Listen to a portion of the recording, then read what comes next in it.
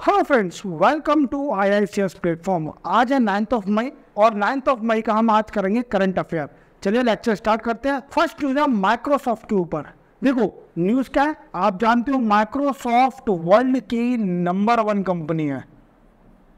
अच्छा नाम चलता है इसका, कंपनी अच्छी है, नंबर 1 है। ठीक है, कई सारे आपके जो विंडो बनती हैं वो सब माइक्रोसॉफ्ट पर आती है। अब न्यूज़ क्या है, देखो गवर्नमेंट ने माइक्रोसॉफ्ट को इंडिया में डायरेक्ट किया है, क्या किया है, डायरेक्शन दिया है कि आप अपने सर्च इंजन से इंटीमेट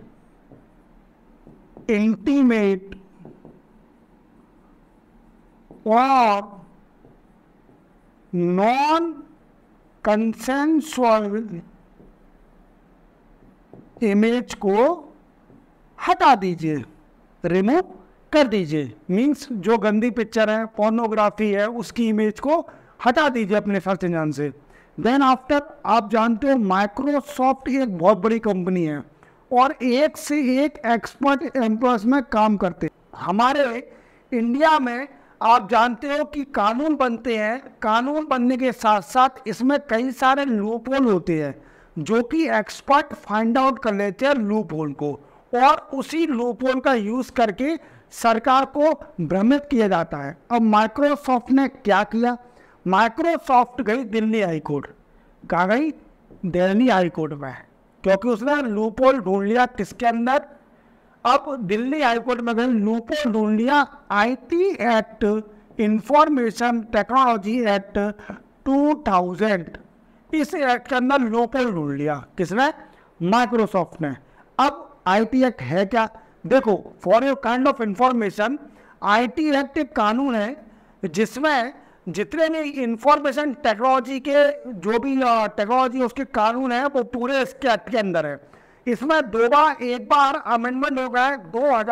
2008 में इसका अमेंडमेंट हुआ था और इसमें साइबर सिक्योरिटी, साइबर के बारे में पूरे कानून है। अब माइक्रोसॉफ्ट ने तोड़ क्या निकाल लिया, माइक्रोसॉफ्ट ने एक सेक्शन ढूंढ लिया इसमें। सेक्शन क्या? सेक्शन 79। सेक्शन 79 क्या कहता है?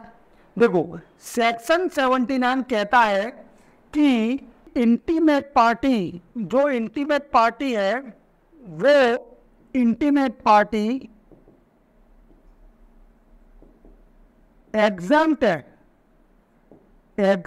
है, छूट है इंटीमेट पार्टी को। किस चीज से?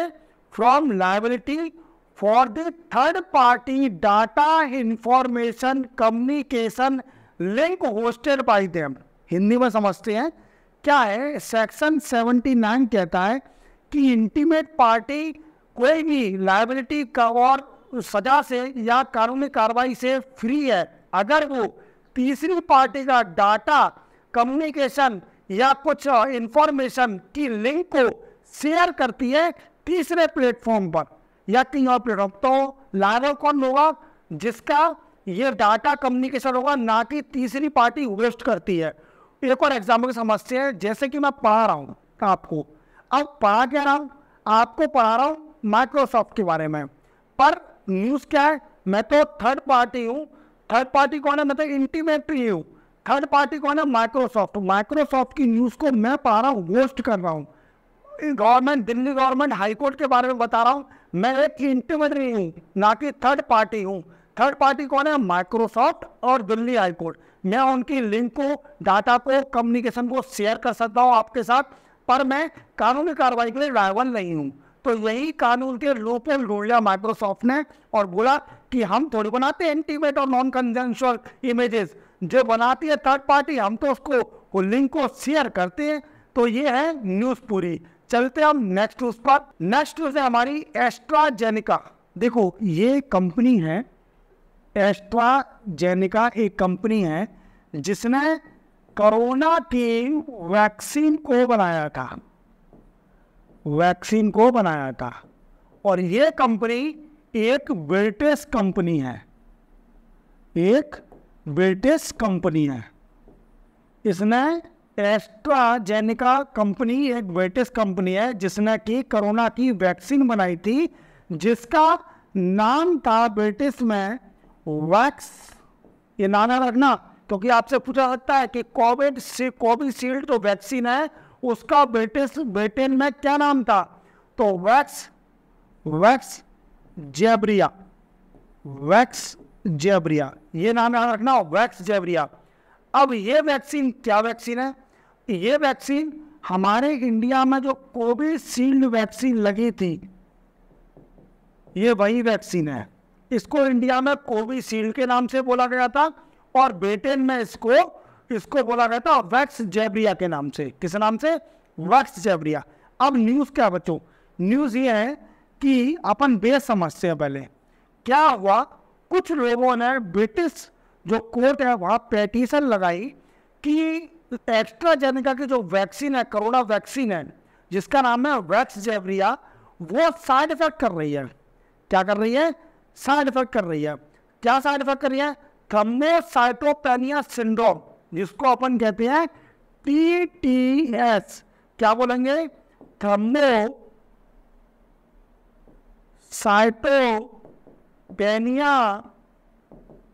सिंड्रोम। थोड़ा डिफिकल्ट है, याद कर लेना, न्यूज में आ सकता है। थ्रोम्बोसाइटोपेनिया सिंड्रोम, ये TTS शॉर्ट में बोलते हैं। इसमें क्या होता है, इसमें हमारे बॉडी में दो चेंजेस आते हैं। सबसे पहला चेंजेस क्या आता है कि ब्लड क्लॉट, हमारी बॉडी में खून जमना स्टार्ट हो जाता है, और दूसरा होता है प्लेटिलेट्स काउंट्स, हमारी बॉडी में प्लेटिलेट्स कम हो जाते हैं। दो चेंजेस आते हैं जिसको बोलते हैं थ्रोम्बोसाइटोपेनिया सिंड्रोम, जिसको शॉर्ट में TTS। अब इसने क्या किया कि ब्रिटिश गवर्नमेंट से बोला कि हाँ हमने एक्सेप्ट कर लिया, ब्रिटिश कोर्ट से बोला कि हमने एक्सेप्ट कर लिया, हाँ हमारी वैक्सीन में साइड इफेक्ट है और कई लोगों को बीमारी हो रही है थ्रोम्बोसाइटोपेनिया सिंड्रोम की, TTS की, जो कि ब्लड क्लॉट और दूसरा प्लेटिलेट्स काउंट की बीमारी एक तरीके से, तो इसने एक्सेप्ट किया। ठीक है, अब न्यूज़ क्या है, क्यों हमारे इंडिया में ये चल रही है। देखो हमारे इंडिया में क्या दिक्कत आ रही है, मैं आपको समझाता हूँ उसके बारे में। जो एस्ट्राजेनेका है उसने डील साइन करी थी किसके साथ, सेरम इंस्टीट्यूट ऑफ इंडिया, ये पुणे बेस्ड कंपनी है, दोनों ने डील साइन करी और कोविशील्ड वैक्सीन को बनाया, जो कि इंडियन नेम था किसका, वैक्स जेब्रिया वैक्सीन का। वैक्स जेब्रिया वैक्सीन का इंडियन नेम क्या था, कोविशील्ड। इवन अधिकतर लोगों को कोविशील्ड वैक्सीन लगी है, इवन मुझे भी कोविशील्ड लगी है। अधिकतर लोग कोविशील्ड के ही शिकार है, पर कुछ लोगों को हो रही है, साइड इफेक्ट आ रहे हैं इसके, जैसा कि मैंने थ्रोम्बोसाइटोपेनिया सिंड्रोम के बारे में बताया, TTS। अब क्या है कि कोविशील्ड बनाए। अब देखो आपको पता है कि इंडिया भी एक्शन में आ गया। जब ब्रिटेन एक्शन में आया, ब्रिटेन ने डायरेक्ट किया एस्ट्राजेनेका को कि आप अपनी मार्केट से जितनी भी वैक्सीन है उसे विड्रॉ कर लीजिए, क्योंकि उससे साइड इफेक्ट हो रहा है। फिर इंडिया भी एक्शन में आ गई, क्योंकि सेम वैक्सीन कोविशील्ड भी है। तो इंडिया ने बोला कि आपने, सेरम इंस्टीट्यूट बोला कि आप भी भैया विड्रॉ करो अपनी वैक्सीन, इससे क्या साइड इफेक्ट हो रहा है। ब्रिटिश गवर्नमेंट ने उसने एक्सेप्ट भी कर लिया, उस कंपनी ने, कि हाँ इससे साइड इफेक्ट है, थ्रोम्बोसाइटोपेनिया सिंड्रोम की बीमारी है। तो सेरम इंस्टीट्यूट ने बोला कि हमें तो पहले ही पता था, मतलब ये नहीं बोला पहले पता था, मतलब उनको अंदरूनी इंटरनली पता होगा, तो उन्होंने बोला कि हमने दिसंबर 2021 में वैक्सीन को विड्रॉ कर लिया और मार्केट में ये भी वैक्सीन अवेलेबल नहीं है। ओके, चलते हम नेक्स्ट न्यूज़ पर। नेक्स्ट न्यूज़ है हमारी 16 फाइनेंस कमीशन। अब देखो अभी 16 फाइनेंस कमीशन बना हुआ है, जिसके चेयरमैन है अरविंद पंगरिया। कौन है, अरविंद पंगरिया, ये बने हैं, ठीक है, 16 फाइनेंस कमीशन के चेयरमैन। अब सुनो, पहले अपन जान लेते हैं 15 फाइनेंस कमीशन के चेयरमैन कौन थे, NK सिंह। ठीक है, अब जान लेते हैं फाइनेंस कमीशन होता क्या है। तो ये कॉन्स्टिट्यूशन बॉडी है जो कि 280 आर्टिकल में आती है, 280 अनुच्छेद में आती है। इसका काम क्या है बच्चों, इसका काम होता है डिवॉल्यूशन of tax between centre and state means tax को डिवाइड करना बिटवीन सेंटर एंड स्टेट को। तो ये परसेंटेज कुछ लिमिट देती है जिसमें कि टैक्स जो है डिस्ट्रीब्यूट होता है सेंटर और स्टेट के बीच में। अब न्यूज़ क्या है, देखो क्या हो रहा है कि जो अरविंद पंगरिया जी हैं जो 16 फाइनेंस कमीशन के चेयरमैन है, उनने पब्लिक से सजेशन मांगा है, पब्लिक से सजेशन मांगा या फिर अपने व्यू दीजिए कि हम सेंटर और स्टेट का डिवोल्यूशन टैक्स जो कर रहे हैं वो कितना परसेंटेज रख रहे हैं, को भी है डिसाइडेड करें। और दूसरा बोला है, दूसरा क्या बोला है हमने, दूसरा बोला है कि ये भी बताएं कंसोलिडेटेड